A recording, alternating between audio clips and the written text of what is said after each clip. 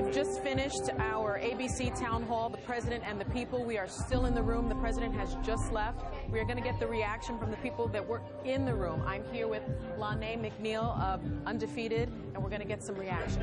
How are you? Thank you so much for coming. I'd like your reaction to what just happened here. And what happened? It was amazing. It was powerful. It was, people were listening to one another, and I think the president came up with a lot of great solutions, being on both sides of the coin, as being a police officer and also being an African-American mother.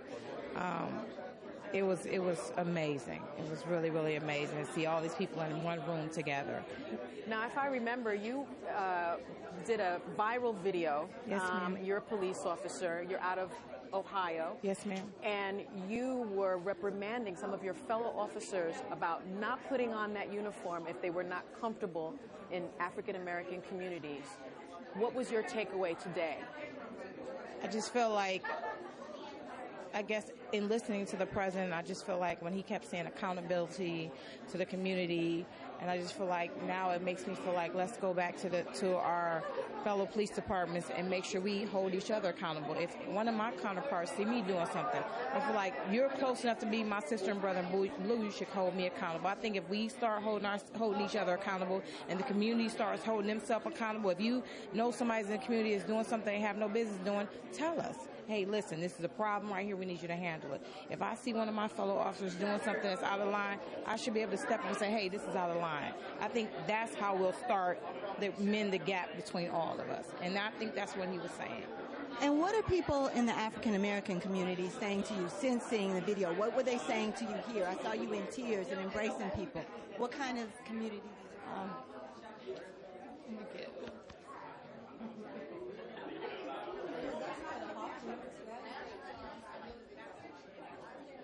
I'm sorry.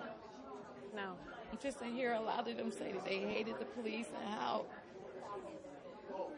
they didn't want to deal with us, they didn't trust us, and to hear them say, you made us want to trust you guys again.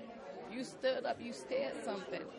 It was just real overwhelming. It was extremely overwhelming, especially for a mother that had or a son that had just lost his dad, to say, I still trust the police, and I know it's some good police officers. That's all I wanted to do was bridge that gap and say, listen, all of us are not bad. 95% of us are good officers, and you're always going to have that certain percentage that's not right. But to hear him say, I know there's good officers. And that was Alton Sterling? Yes. Oh, I'm sorry. Will you do anything differently when you get back to Ohio and you put that uniform on?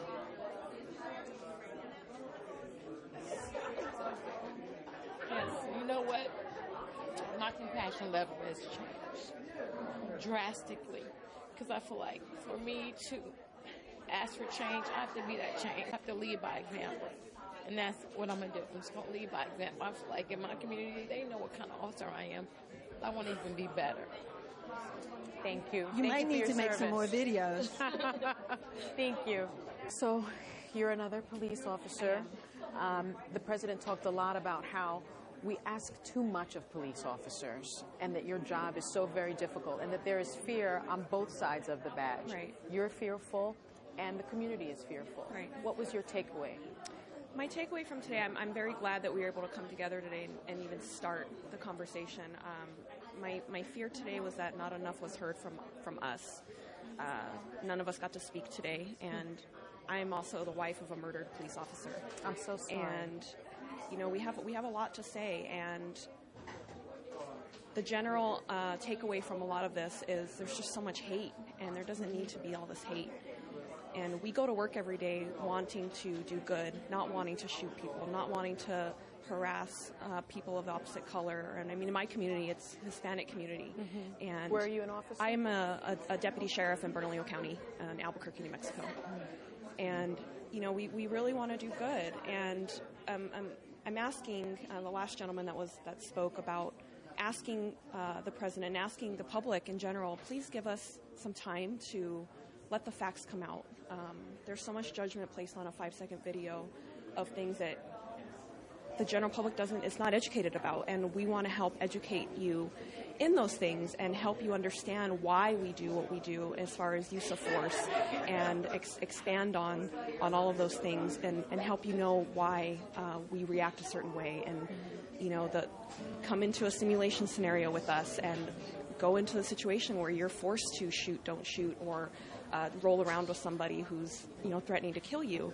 And my partner was almost killed in an altercation with a male, and she survived.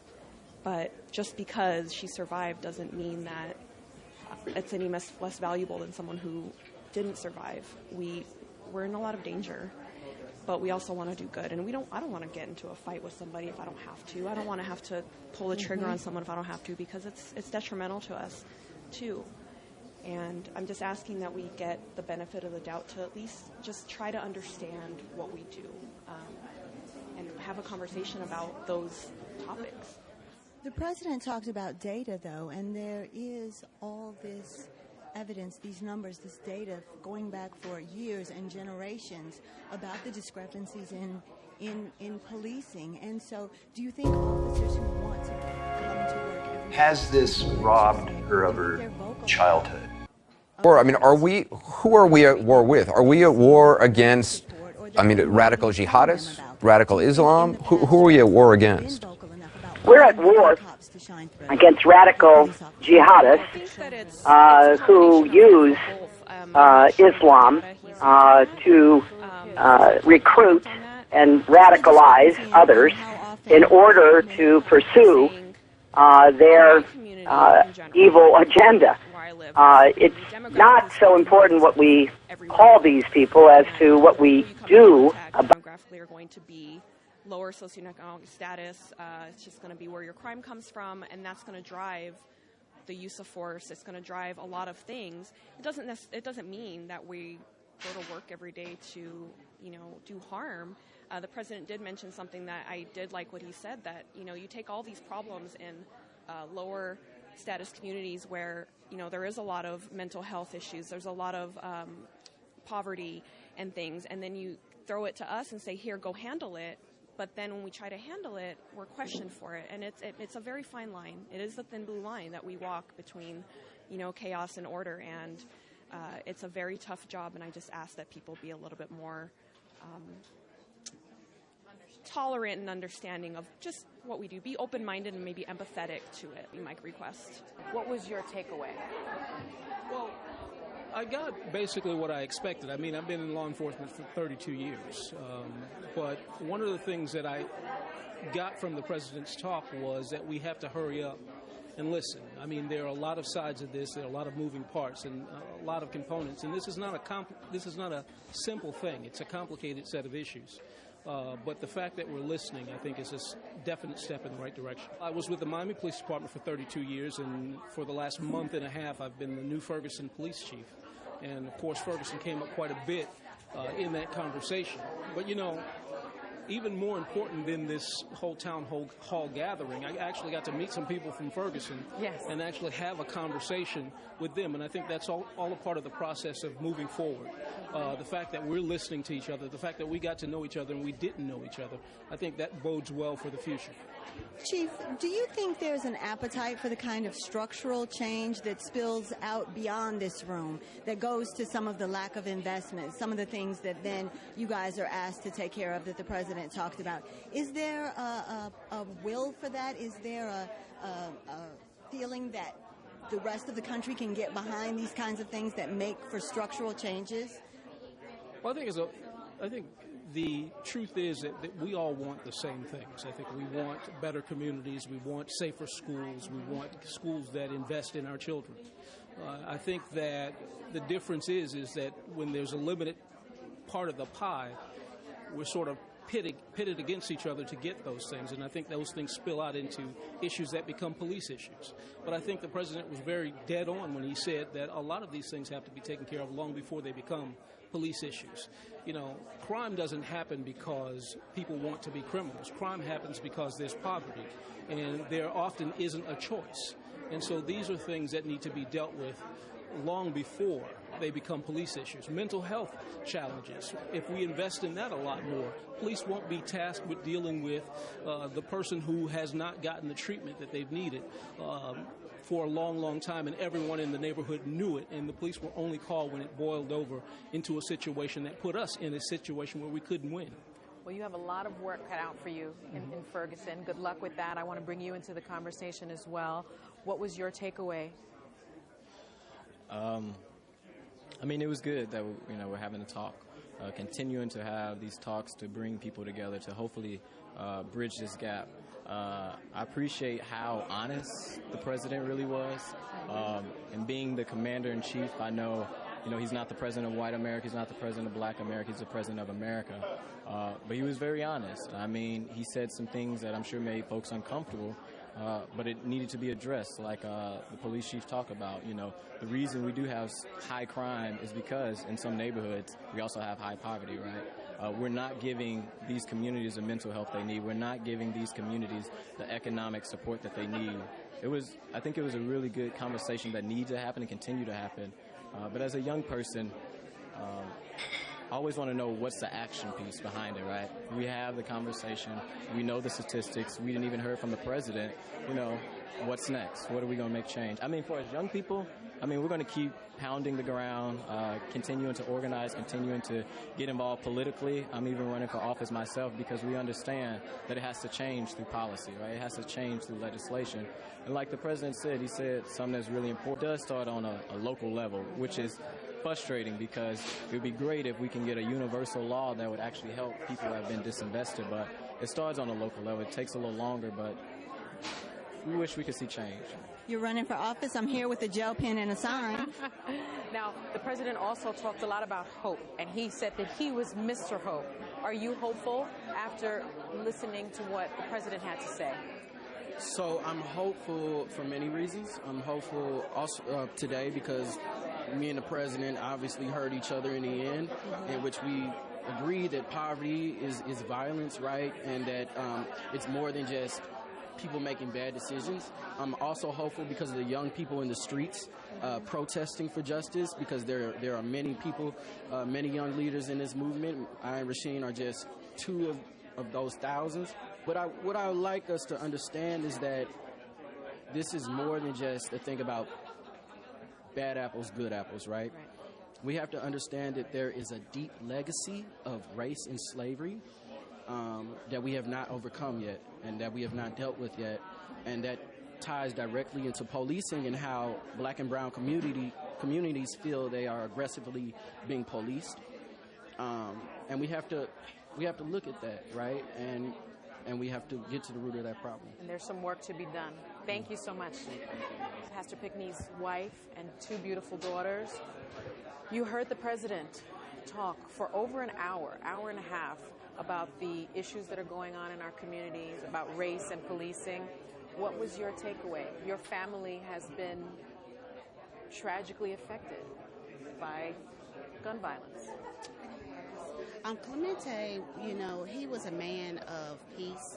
He was a man of love. He saw no strangers. It was about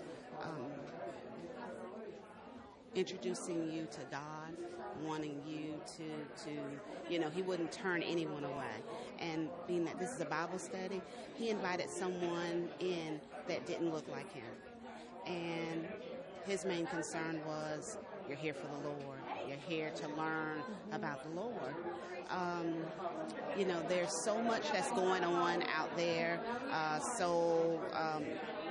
lot of mass shootings, a lot of individual shootings. But I think we have to put God first. This has been very difficult for my family, for the rest of the Emanuel 9, for the rest of the other families, the other 8 families, the survivors, and so forth. But I think in every case, every incident out there, there has to be. You have to put the love in it. You have to put God in it, and you have to have the peace. And because my husband was about peace, and that's what he taught, and that's what he preached, and we instilled that in our daughters, that when all of this happened, that's why Charleston And South Carolina was such a peaceful state. A much different reaction there. It's a very different reaction. That was the kind of person that Clemente was. And so, you know, we as parents, we instill love in our children. We instill, you know, you don't hate, you don't see color. You know, everyone's not going to look like you and act like you and so forth. And I think that we have to start teaching our kids that, and we just have to come to that understanding that, you know, we've got to come together. We cannot be separated.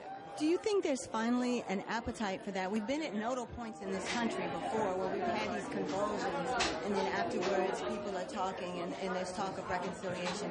But in this way, you know, with so many things happening and spilling out, you know, it's a time for folks to maybe go harder. And do you think there's the appetite to really dig in and excavate the way that we need to bring about the peace that you were talking about? You got to start somewhere. And we really need to work harder at it to bring about the peace. Are some people ready for it? No, some people are not. But, I mean, with everything, with the gun control legislation that's out there, with everything that's out there, you got to start somewhere. Very quickly, we're running out of time. You had questions for the president. Yes. I have lots of friends that come from all different races and all different backgrounds of life. And my parents raised me around love and several things that I use in my daily life and my friends have. And I want to know how we can continue to spread that feeling to the rest of the people in America, and how people can learn to love and care about other people no matter what they look like or how they act. The second question is, how are you going to show these citizens how to act? What can you do, and what can we do? So from the mouth of babes, those are the most important questions. Our children need to talk about race, they need to talk about love, they need to talk about compassion, and it's up to the next generation to make it happen. So thank you so much for joining our After the Town Hall. On behalf of myself and Lonnie. Thank you so much.